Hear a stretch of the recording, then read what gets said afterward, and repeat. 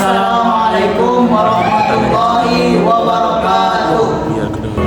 Perkenalkan, nama saya Ahmad Ali Triana.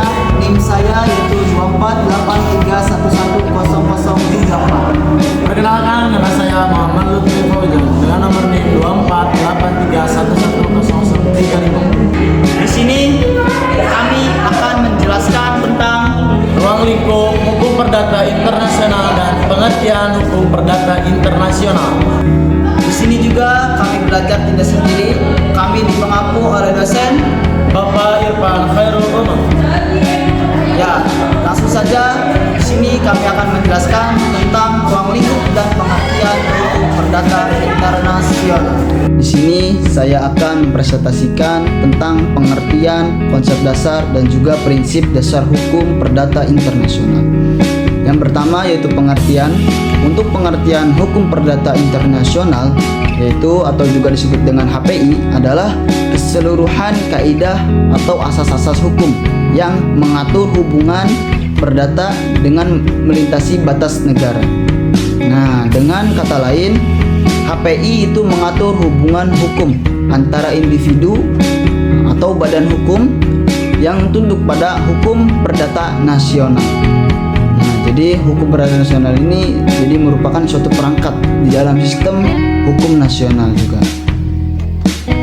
Nah, hukum perdata nasional ini berbeda-beda. HPI membantu menentukan hukum mana yang berlaku, mana yang berlaku untuk di Indonesia atau di negara asing, dan juga pengadilan mana yang berwenang, dan juga bagaimana peraturan hukum ini saling diakui serta dilaksanakan oleh negara lain.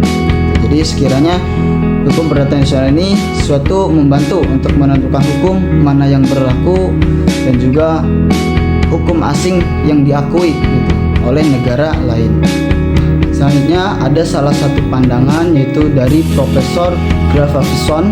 Nah, ini kurang lebih menjelaskan bahwasanya conflict of law atau hukum perdata internasional adalah suatu bidang hukum yang berkenaan dengan suatu perkara-perkara. Dan perkara ini yang di dalamnya ini mengandung suatu fakta yang relevan yang menunjukkan bahwasanya keterkaitan dengan suatu sistem hukum. Nah, satu sistem hukum yang satu dengan yang lain. Nah, baik karena itu dari aspek teritorial atau juga dari aspek subjek dalam hukumnya itu. Nah, di sini karena itu menimbulkan beberapa pertanyaan tentang penerapan hukum sendiri atau juga dengan hukum yang lain atau hukum asing. Nah, di sini ada juga suatu masalah-masalah dalam pelaksanaan yurisdiksi juga dalam pengadilan sendiri dan juga atau dihadang dengan pengadilan yang asing gitu. Nah, oke, selanjutnya yaitu akan menjelaskan tentang konsep dasar. Untuk konsep dasar, nah konsep dasar ini terdapat berbagai pandangan tentang ruang lingkup HPI. Nah, di konsep dasar ini terdapat ada dua pandangan, yaitu pandangan yang secara sempit dan juga ada pandangan yang secara luas. Untuk pandangan yang secara sempit, hukum perdata internasional itu hanya mengatur masalah hukum yang diberlakukan tanpa memasukkan suatu hakim atau juga orang asing. Nah, tapi ada lagi yang kedua, yaitu ada pandangan hukum secara luas.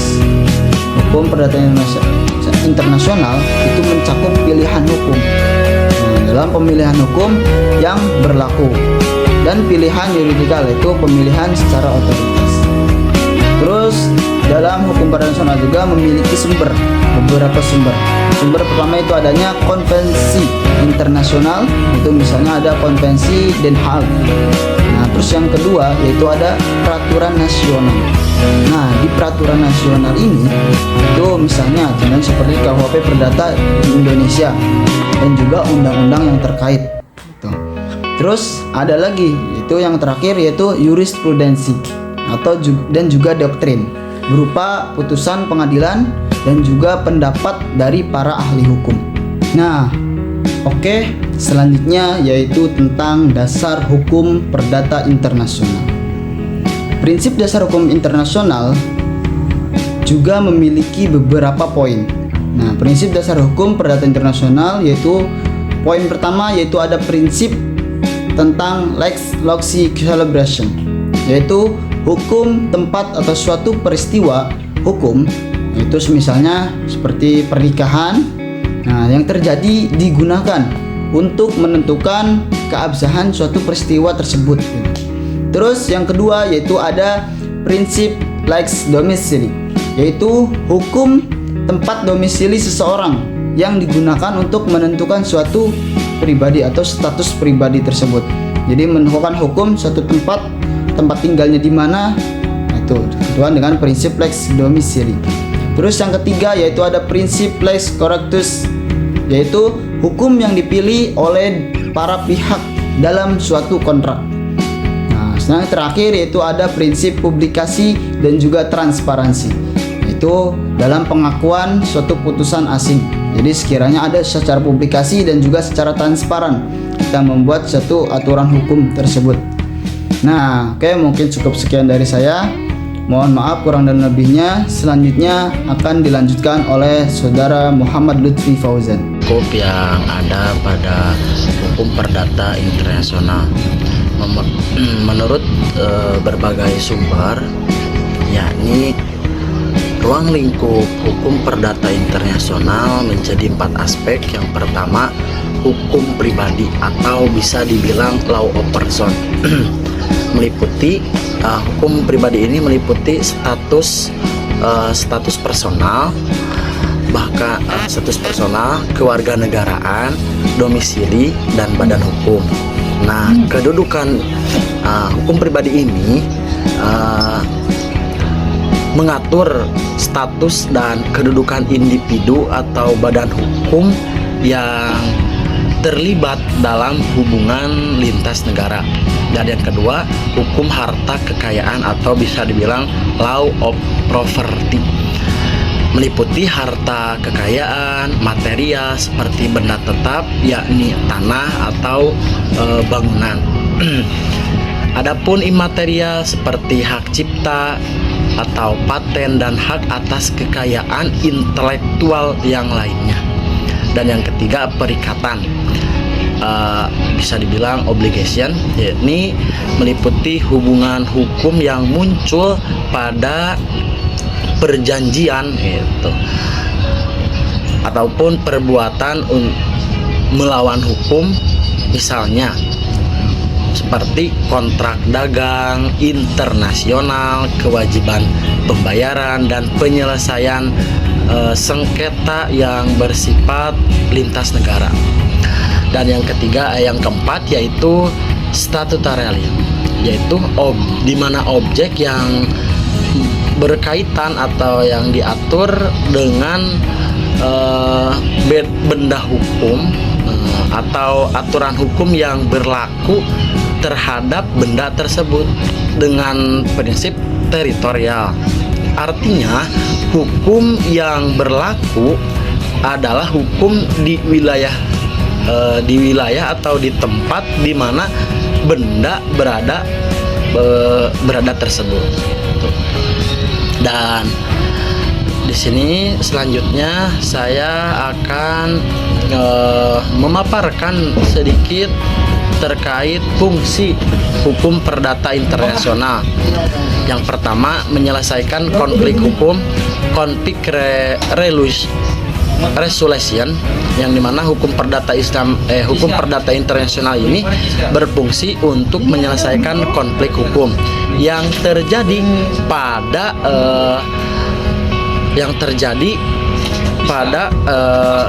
ataupun yang terjadi ketika lebih dari satu hukum nasional yang berpotensi berlaku dalam suatu hubungan hukum internasional. Dan yang kedua, memberikan kepastian hukum, di mana fungsi dari memberikan kepastian hukum ini utamanya dalam hukum perdata internasional adalah memberikan kepastian hukum bagi para pihak yang terlibat dalam hubungan hukum yang bersifat lintas negara.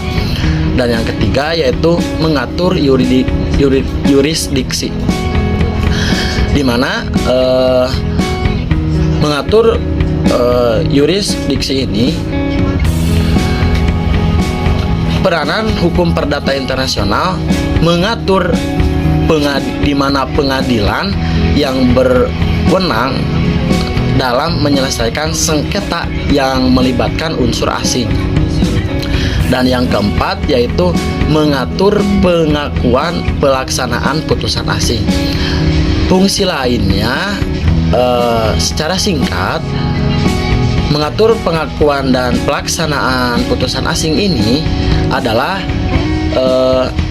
pentingnya dalam rangka menjamin agar putusan pengadilan tidak berhenti pada batas negara, tetapi bisa berefektif secara internasional. Dan yang kelima, memfasilitasi kerjasama internasional. Nah, dengan adanya aturan hukum perdata internasional ini, hubungan antar negara dan antar warga negara dapat berjalan dengan lancar, terutama dalam bidang perdagangan, keluarga, dan maupun waris gitu. Mungkin cukupkan sekian. Mungkin cukup sekian presentasi kami, yaitu tentang menjelaskan tentang ruang lingkup dan pengertian hukum perdata internasional. Saya Ahmad Al-Fitriana. Saya Muhammad Lutfi Fauzan. Kami pamit